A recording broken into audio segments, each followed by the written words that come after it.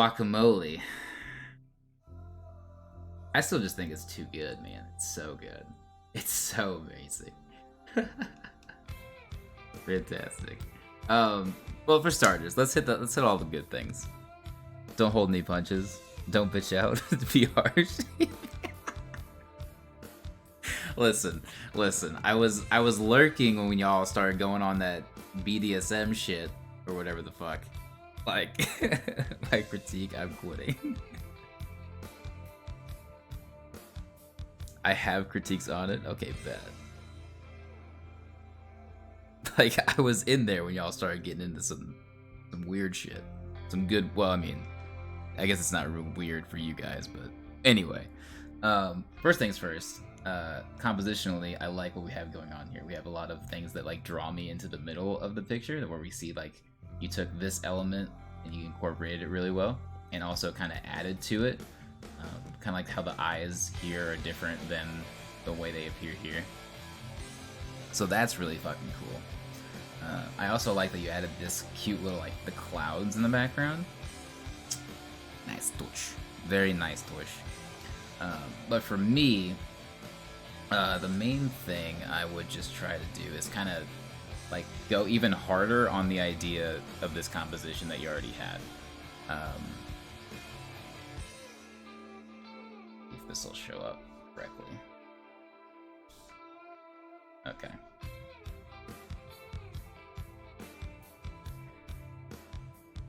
So like we have kind of like our triangle element here going, where like this base part is sending me all the way up to this like one focal point. And then once I get done here, you do a really awesome job of kind of adding this flow to where I go up to this next focal point.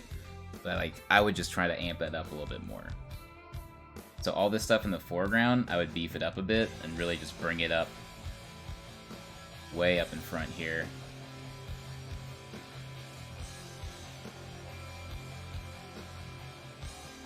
You can even add more detail into it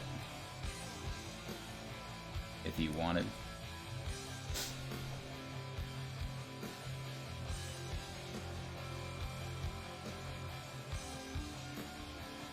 And then just make this a touch smaller. Bring all this shape in here. So that way we can kind of get more of this like kind of vertical shot.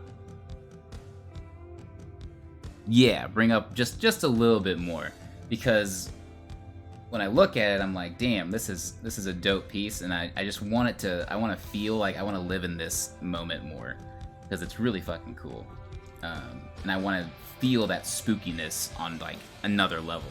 I feel like the intensity and coloration here also could have carried over a little bit. It seems a little flat to me. Like these reds could pop a bit.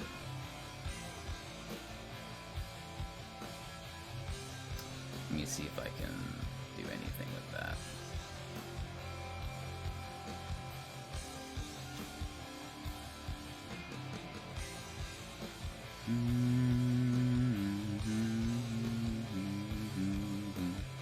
Color, that's what I wanted.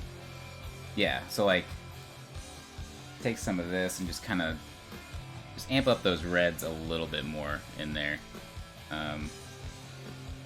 Kind of make it really start popping off the screen. Especially in these like foreground elements that you got going here.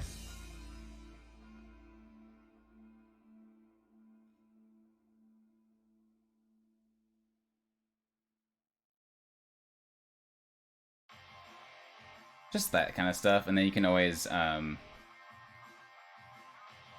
use that silhouette technique and kind of bring everything down in the foreground and kind of just shape it to kind of get you all the way back into that focal point. But I mean, other than that, I really do like your retake on your own work. Like, you added all the same elements. We have like the sword, we have this man here, we have the horse, we have the big creature coming down from the top. Like, all that's still present, and it's really fucking awesome. But just kind of amp it up a little bit, and then maybe even once you do all that, you can go back in and add some like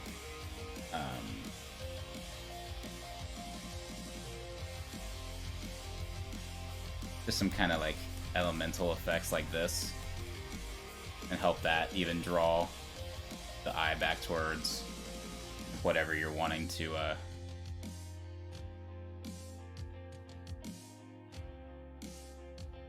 do with the picture. Background should be a little bit more lighter to help create the true depth of field of the image. Yeah, for sure. Push more towards a vertical angle, absolutely.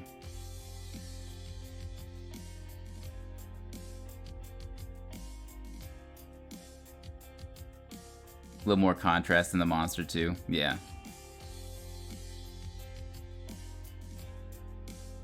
Big ground in the characters. Yeah, so like if this middle piece here, kind of like what Sacred was saying, like if this middle piece here is supposed to be the focal point, all of this needs to be like super, super dark. And you can kind of use the foreground elements if you amp them up and push them to really shape this moment. Because this moment's what I want to look at. I want to look at these skulls. I want to look at this arm coming across. I want to look at this like sword here, like all that kind of stuff. So, but yeah, that's pretty much all I got. I really do like this retake on your stuff. Your renders are always fucking amazing. Pretty much everything that you have as far as renders go are amazing. So, really good job though. Really good job. Cool, dude. I say I really won't go ham on people that have like a style like this that's so outside of my range. Because I'll always think of it in terms of like comic book stuff. I'll definitely give you something to walk away with. And if it's not like the style, like these critiques, just let me know. This is just what I would do to kind of amp up the image, okay?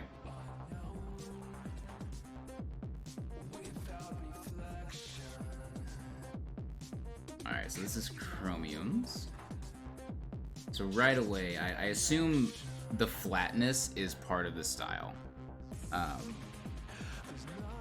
Supposed to be an alien planet. Okay.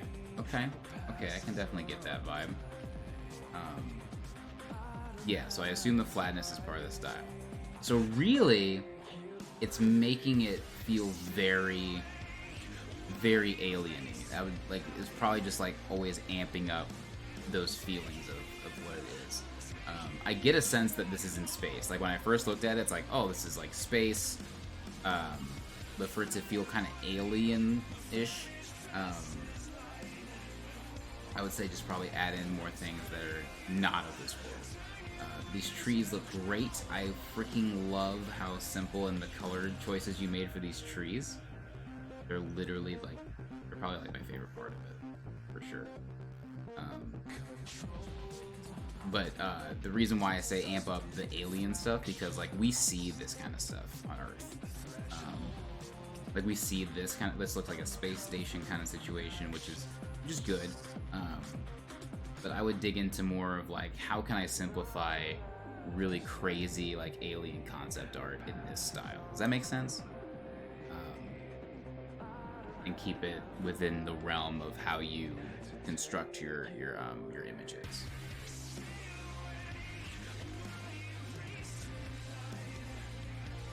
Color differences to the background. Yeah.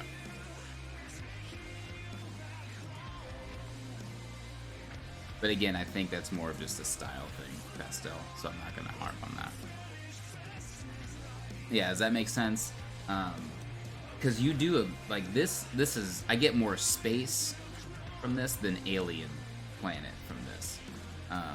So really just kind of look over, like, alien stuff on Pinterest and use your reference boards and figure out how you can translate that into this really cool kind of pop art style that you paint with, because this is really, really cool. The way that you have everything simplified.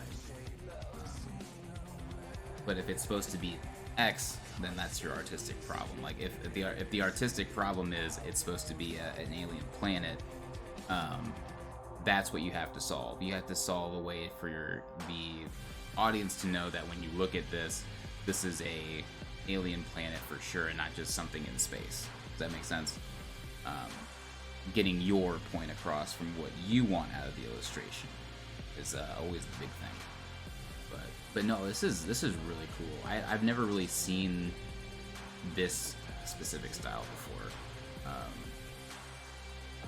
Maybe some like older references. But yeah, but no, this is great. It's good stuff. I like it. I'd like to see more like I'll have to dig onto your Instagram and stuff. Do you I assume you have one. If you do, put it in the chat because I'll have to like kind of click around and like look at this style more. Adding more of a sky would make it Alien 2. I think for me, if I was gonna make this feel more Alien, I would probably just get rid of the space station and maybe make like a small, like simplified colony of some sort with these abstract shapes and make it kind of and play with like architecture.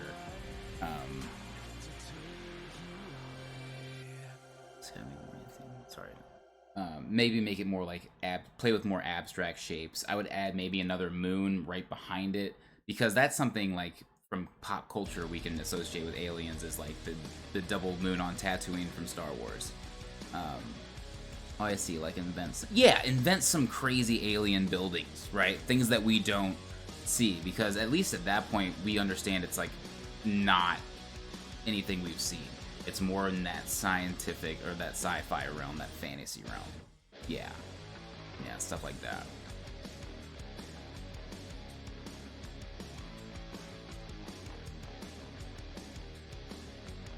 Some sort of alien vehicle in the sky. Yeah, that kind of stuff. So yeah, so maybe you add just like another moon that's maybe a complementary color to that, and I think that's on the red scale, so maybe it's like a teal moon, and it's just like right behind it or something. That's a square brush. I'm sorry.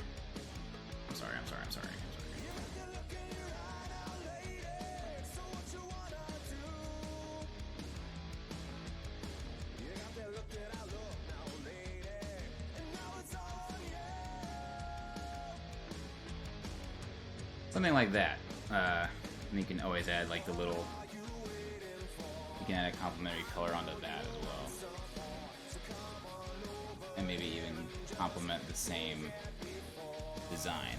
And then for this, you can always like play with the shape of it more and really kind of amp up.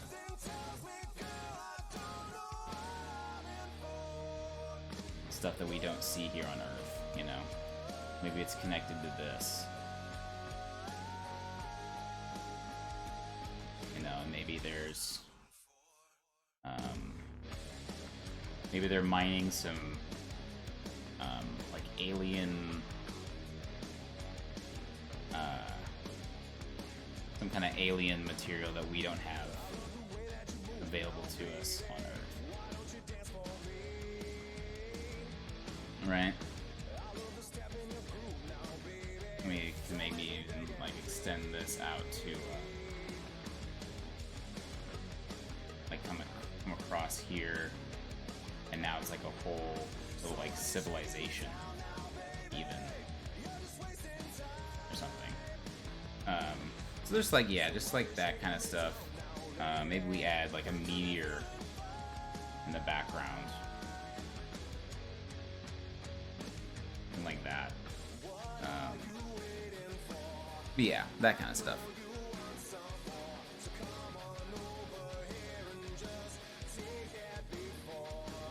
Chris dad video background? What? Rip Hog Champ. Yeah, I know. Delightful, hello! Oh my god. How are you doing, gorgeous? So yeah, just like that kind of stuff. Really just sell home the stuff that you want out of the painting. You know what I mean? And you'll do great.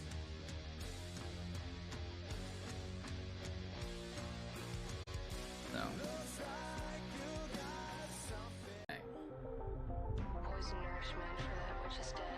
So. Immediately, the areas that I like was an experiment. Oh yeah, I feel you. It's always good to experiment, dude. Things we always gotta do with paintings, right, is check for likeness. I assume you had a reference, right? So it looks like we're going for realism here, which is different than what I'm doing here. This is more like that kind of Loesch style painting where I'm more just like kind of rendering out my cell shading than anything else, right? So when we're going for the realism stuff, that's kind of where it gets tricky, because we have to be really sound with the anatomy stuff, or otherwise when we render, stuff's gonna get a little wonky. So that's really the only thing at first. Just a couple of anatomy things. Always checking that eye alignment stuff.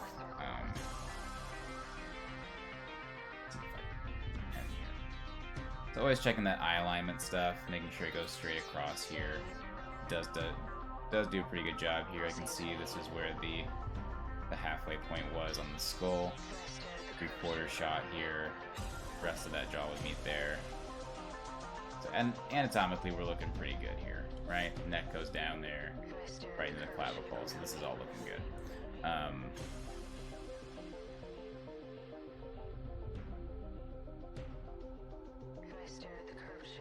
Hello? Okay, so we have all that down. Now, next thing is always contrast stuff, right? So we have really good areas of it, like through here. We can definitely see we're defining shapes in here on the tatas. That's really great. We can tell that there's shape here to the thigh, and it goes into there, which is really great. Okay. So all that is good. Now, the thing that will probably be the most critical, from at least from me, is the hair, because it kind of looks like spaghetti, especially when we're zooming in and out of it. The rest of this has really great contrast, where the hair just it looks like super over rendered. Does that make sense? So really, we want to clump it as much as we can with the dark areas. So it looks like we have a top left light source, right? So really there should be highlighted areas here, obviously shadows here. So I'll even just do this for that, right? So good job getting this section rendered out correctly.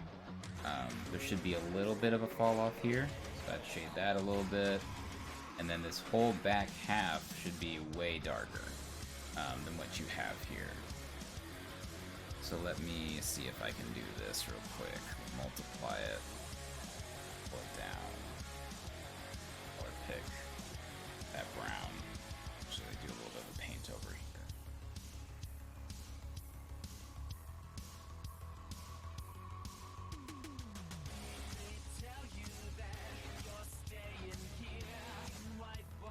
Yeah, I had a reference, not sure if I can find it though. The cleavage shading looks really clean to me, yeah. Yeah, it's hard to do with the hair with the brush, I feel that. Looks real choppy at the bottom of the bang, just framing the right side of her face. Yeah, for sure. For sure. It's tough because he was using, I know which brush he was using, but even then, it's the rule of 3, right? So if I have a hair strand, right, it's making these little clumps to where I can branch off, and it all kind of unifies to one shape eventually, right? That's kind of the thing. So with the hair here, though, in general, we're going to add more contrast to it. Just come in here and just kind of darken all of these areas up a little bit, and leave those little bits of highlight in there, right? Especially when it starts to get into that kind of realm. This whole back half here can just be totally multiplied out, right? So now, as you can see, we get more of that sense that the light's coming from over there. You can do it that way. Okay. Same thing here. We can probably make this just a bit darker. Really help define that jaw shape. Just a little bit. Nothing crazy. And really make it pop. This all looks good in here. I'm not going to touch any of that. On the face, we can pop a little bit more stuff, especially with the eyes. The eyes are always a good area to pop more shadows around, depending on what you're drawing. Lips in here, maybe a little bit on the nose, not too much. You know. And even just with that, it's already taking on a little bit more life to it. with just those little changes, okay? Another big thing here would be wrinkles. I assume this is just because this is what it looked like in the reference. But just because we have a reference, don't stick to it super hard, right? We can come in here and even multiply out some of this and add some different wrinkles of our own, right? Like this wrinkle here, we can make this just a big section. Maybe make it a little more graphic. Give it that kind of appealing look, and if we want to, we can even come in here and add more wrinkles to it if we wanted, you know? Like that kind of stuff. Don't be afraid to just kind of go in and randomly experiment with stuff and just kind of throw stuff in there whenever you want to. See, now I have this whole other section of her skirt that we're working with. You know, wrinkles are super fun for me. Add some highlight in here and really just kind of define it out, you know.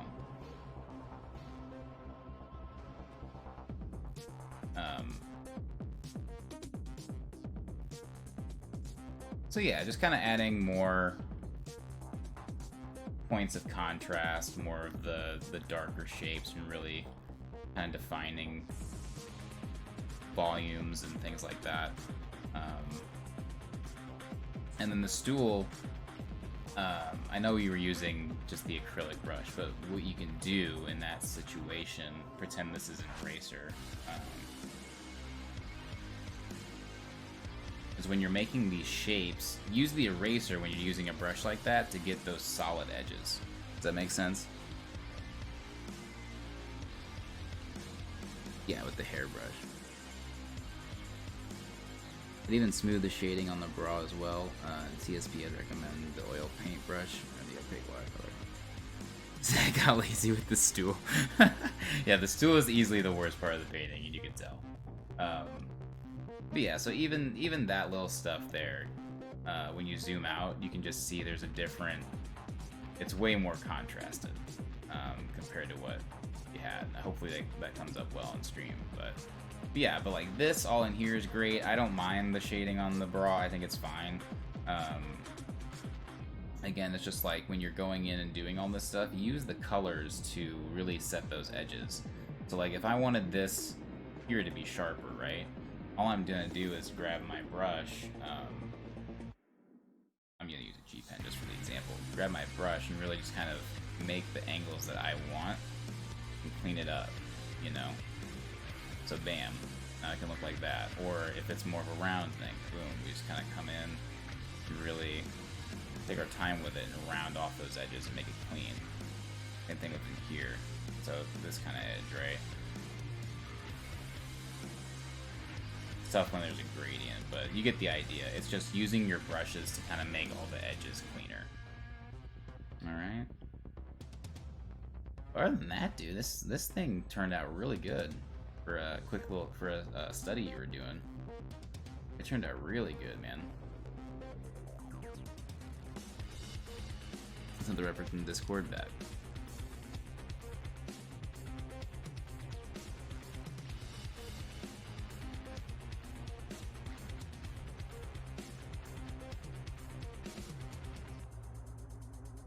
Gotcha.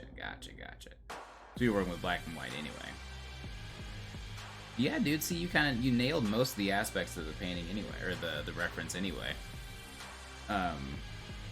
Again, it's just amping that contrast stuff up, because in the reference you can tell there's a lot more contrast because it's black and white, but even if you add color, it still would have that same level of contrast. Does that make sense? Yeah. So this is a great ref. So yeah, just always focusing on where can I really make those hard shadows and stuff like that. Set those edges. Hey, biggie.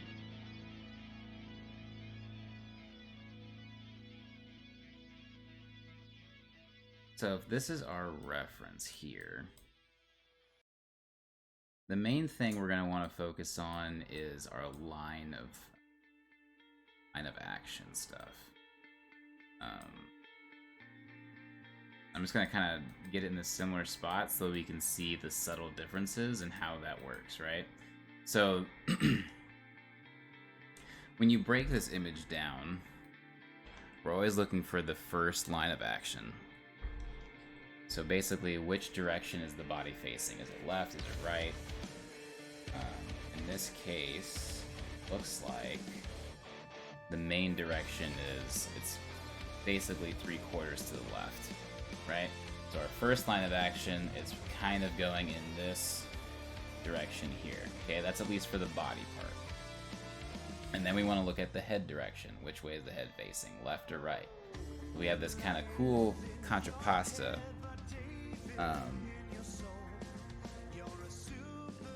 I did not draw this. No, this is the reference for Biggie's piece that he's got here. What's that saying? Oh, so then we look at, I usually look at the head and see which way it's facing. And so we see we have a contrapposta here because the face is actually turned a little bit more towards the camera, like back at us, if that makes any sense. So we have these 3D elements. So then our next line of action would be here. We just make the headpiece follow suit. Still 3/4, still following most of the line of action. We have to establish these angles first. Okay? And then we have to remember our rules here, right? So neck goes into the rib cage. Looks like the center of it would be kind of in there.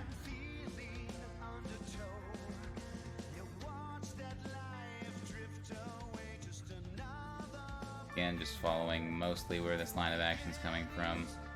Hips and shoulders.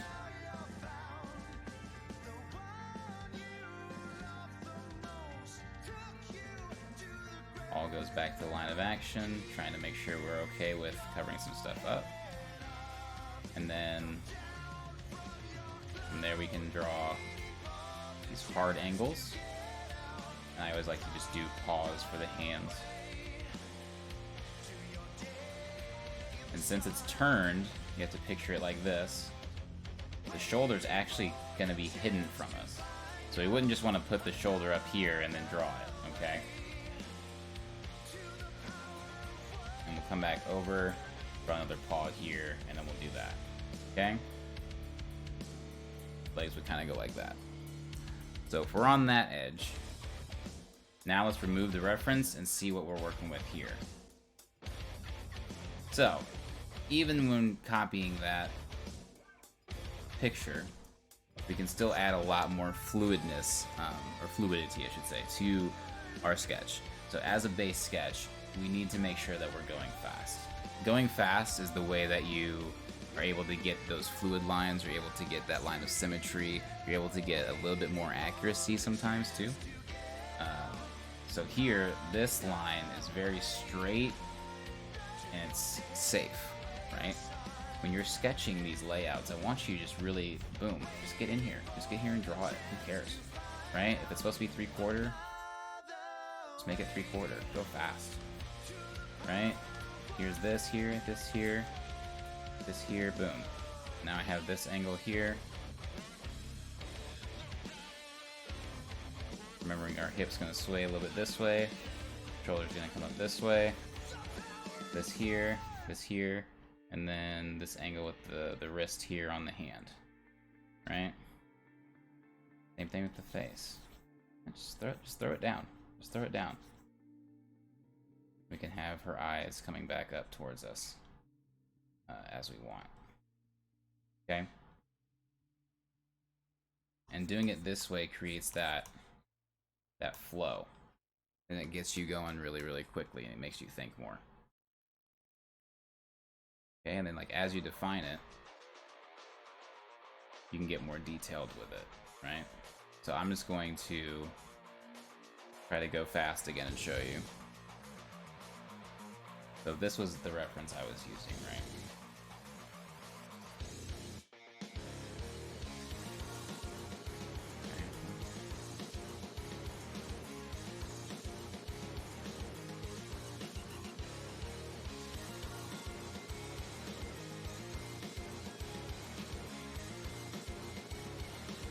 this is my reference here, and I was on this new layer. Yes. Let's add background. Right?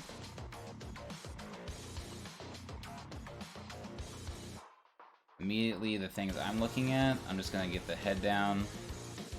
At least try to. Get the head down. Why does it not show up? Jesus. The head down, get the eyes down.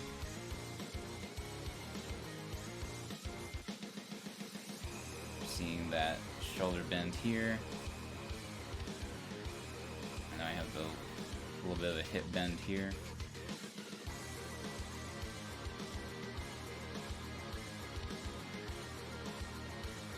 I know the rib cage is going to be somewhat like this. I'm really going to focus on making these angles. Right?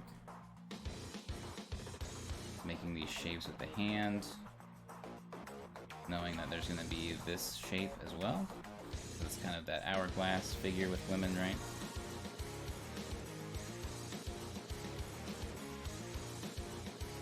Neck, into the trap, into the shoulder, into the arm.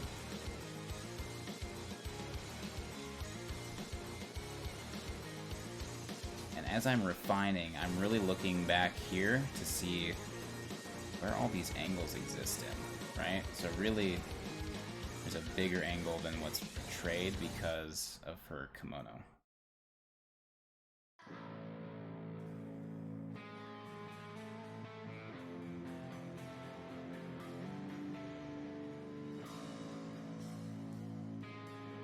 And I know this would be kind of like here, down, be here, down. And again, this is a big angle here for me when I look at this. And I can see this happening here. So I want to try to make sure I mimic that when I move up to the arm.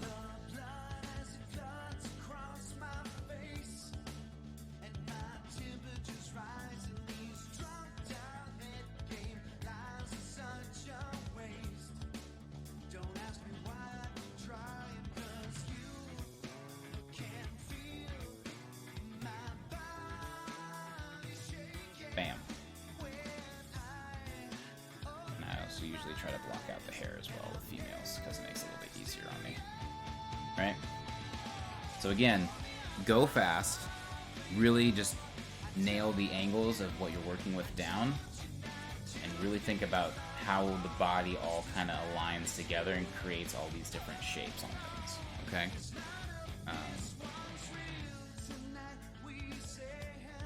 Because this is just it's too stiff. Like you can't really have a drawing be this stiff. It just needs more oomph and life and all that kind of stuff. So gestures and fluidity, all those things come from attacking the piece faster and knowing what you want to do. Even if you don't know anatomy super well, right? It's the practice of being able to visually see what's in front of you and putting it down as best you can makes your brain have to do all those processes better. And the more you do it, obviously the better you'll get. So, yeah. So I hope that was a little bit helpful, Diggy. Mainly, the TLDRs are just go fast when you're laying out and really focus on the angles the body creates. Okay?